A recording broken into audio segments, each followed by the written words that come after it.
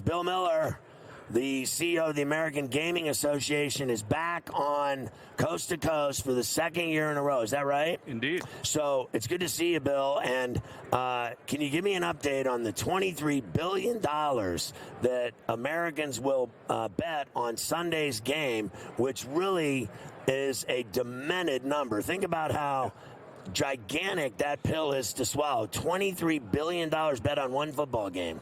Well, it's incredible. First of all, it is great to see you again. My man. And yeah, like just where we've come, right? I mean, we're here in Nevada, and we'll talk about that in a couple minutes, but this was the only place where you could legally bet on sports, right? Right. For a long, long time, decades. That was it.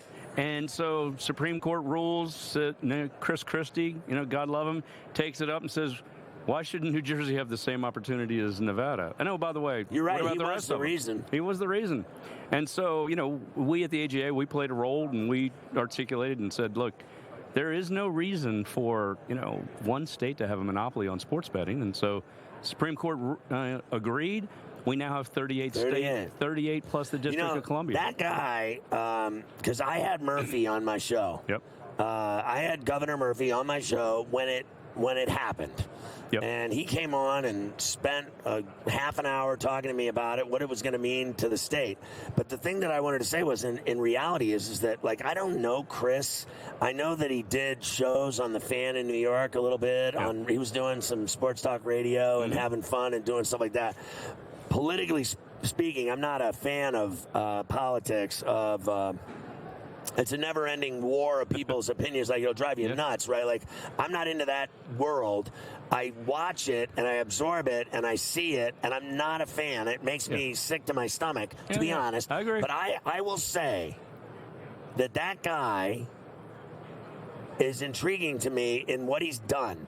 That he did this for the state of New Jersey, that he made that come to fruition, betting. Yep. And secondly, that, like, he was like the only guy, and he bailed on the Republican race, but he's the only guy that took on Trump and called him out for what he really is. Now, look, let's not cut corners. This guy has got more problems than anyone I've ever seen in my life with judges and with courtrooms and with juries and with indictments and with guilty decisions and money. And I've never seen anything like it in my life, that a guy like that can be the president of the United States.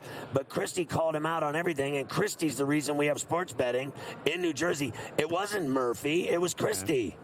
Yeah, well, am I wrong? I didn't know we were going to do a politics show, but I'm good for that. But it's true. Like I've spent most of my life in government, politics, and I moved to the gambling business because I thought it was better.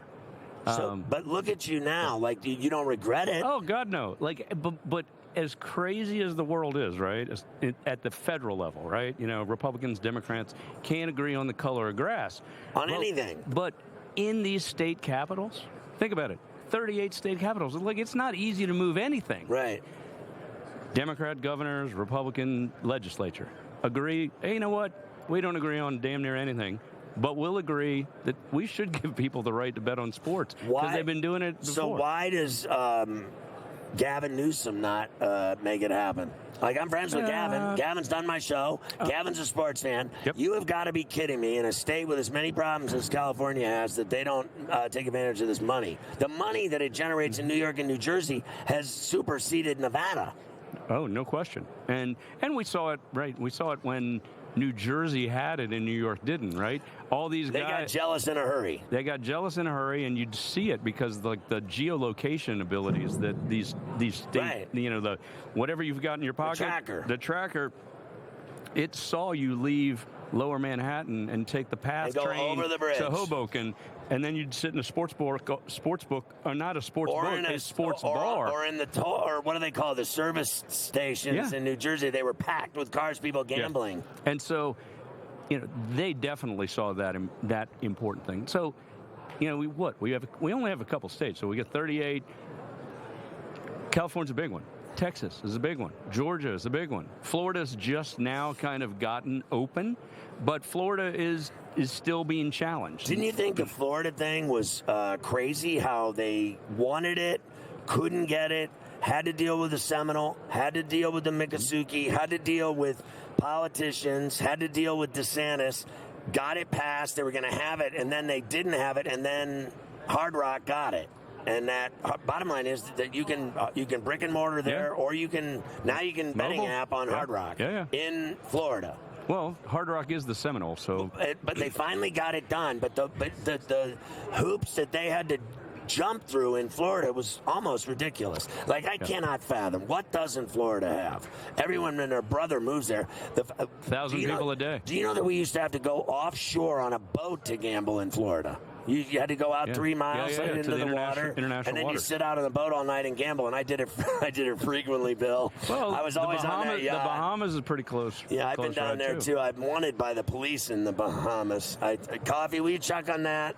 I think I'm still wanted in the Bahamian Federales. I think they're looking for me still. I had a golf tournament there, and all of the tee box girls were naked. It didn't go over well with the police. But I thought it was a great idea. The golfers loved it. It was a huge event. Everyone had a good charity, time. Probably good for the kids. Listen, I will never forget. I saw the cops coming to arrest everyone on the golf course, and I got in my golf cart. I drove 100 miles an hour to the end of the golf course, got out, ran to my resort, went to the airport, and flew back to Miami before I'd get her. I can't get arrested. Farrell can't get arrested. Career ender. Yeah. No. So that's not good. Who are you taking? What do you think is going to happen Sunday? The action. How about I'll never forget walking in here and seeing NFL slot machines. Yeah. Never thought I'd see the day. I also never thought I'd see the day that Roger Goodell would succumb to gambling because he wanted no part of it. I mean, you go back, whatever, a few years, this guy would no more let gambling into the NFL than fly a kite, and now he's sleeping with the sports books. Well, look, and we're happy about it. Look, it's long overdue. Every one of these scandals that anybody's ever talked about, the Black Sox scandal, Boston College, bad referee in the NBA, every one of those was with the illegal market, right? And so what we've always said is if you want integrity in the games, what you want is better spotlights. Right. You need better research and understanding of anomalous bets, people making bets that just don't look right. And so you just saw it in the legal market not too long ago. Alabama baseball coach, betting on an Alabama LSU He's banned baseball now for 15 years. Look, that guy he'll never work again, and he probably shouldn't, not in coaching. And I think that the NFL's trying to figure out with the Players Association what betting looks like and what's the right balance. And I still think there's work to be done there. But to think about, you and I were together last year, and the reason we were there is because Arizona was the first state where the Super Bowl was held where sports betting was legal. Right. Here, this is the epicenter of the gaming world, right? Epicenter of it. And what do we have? We have a situation where 20-some years ago, you couldn't even mention gambling on television, and now there's kind of a wrap on many of these shows. And so how we got here, blaming people for not doing stuff earlier. At the end of the day, How about how I saw a story today that, I still saw it. It said the NFL players in the Super Bowl can bet right after the game. Have at it. It's okay when the game ends, have at it. And then it's weird, they can't do it in the workplace. I get all those rules. I think they've done a good job of controlling it and keeping everything under wraps. They've had a few bad apples, but that's about it. And learnings, too, right? Like, I think that the NFL's figuring it out, MLB, NBA. NCAA is probably the most interesting one because you've got people that get paychecks from... Do more people bet on that than this? No. The NCAA basketball tournament not bigger than the Super Bowl? Similar, but you think about March Madness is, weeks, right? I think it's cooler than the Super Bowl. The NCAA tournament, I think, is They might cooler. not let you back here next year. I don't care. I've gone to 30 of them, and I'm telling you, the first week of the NCAA, Thursday through Sunday, is better than your wedding day. It's the greatest 4 days of your life. Honestly, it really is. I've seen a lot of Super Bowls that were eggs, and I've never seen a bad opening week of the NCAA tournament, not once. Right. No, look, the NCAA tournament, the ability to... and to bet on that stuff. To bet on really games important. for 4 straight weeks and lose all my money. Bill, it's good to see you. I always love again. having you on the show. Thanks so much. Enjoy the game. All right. All right, Bill Miller, the CEO of the American Gaming Association. We're rocking at Super Bowl 58 in Vegas, baby.